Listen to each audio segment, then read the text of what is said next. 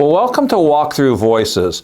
Maybe you're reading through the Bible with us using the Daily Walk reading plan, or maybe you even have one of our Daily Walk Bibles, or perhaps you're listening to our daily podcasts that let you hear the Scripture as you're driving or focus your attention while you're sitting in a quiet place at home. Whether you're doing that with us, if you're not, I'd love for you to hop in and experience that. Make this year your year of the Bible.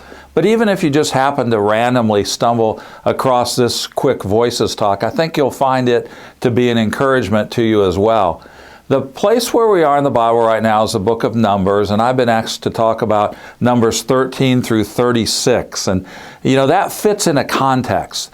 God's people were delivered from the hands of Pharaoh, their years of slavery, centuries there in bondage in Egypt, and they escaped the land. They went to Mount Sinai where God revealed the law, and Moses brought down those 10 commandments, and the people said, everything God says, we will obey.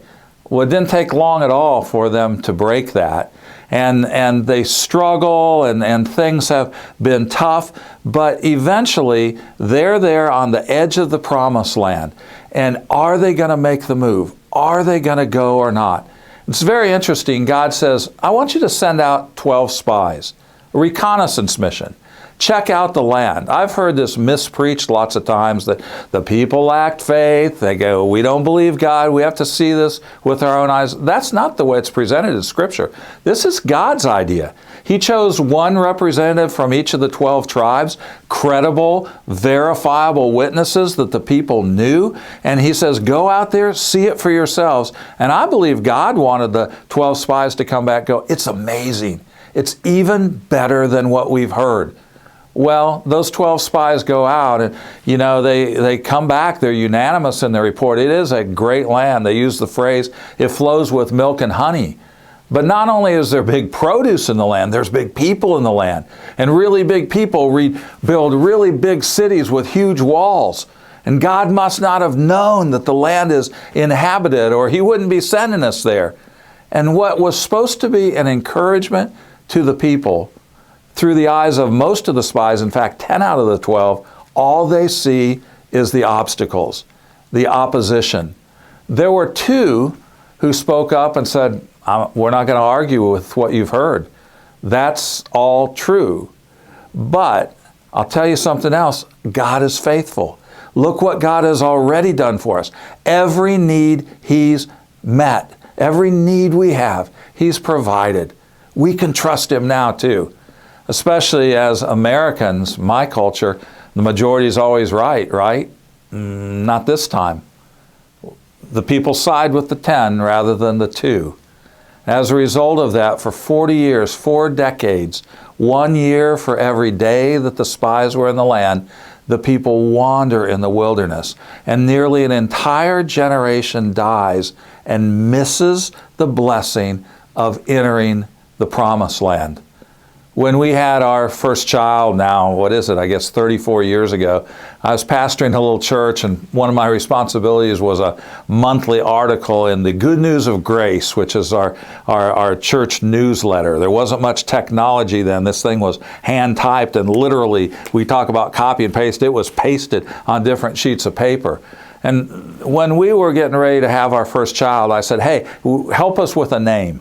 We've narrowed it down to 10, and I listed names like Guel and Shaphat and Egal and Shemua, and then at the bottom of the article, after you wrinkle your nose up and go, I hope you're not going to use one of those names, then it said, we don't use these 10 names much anymore, but I know a whole bunch of people named either Caleb or Joshua.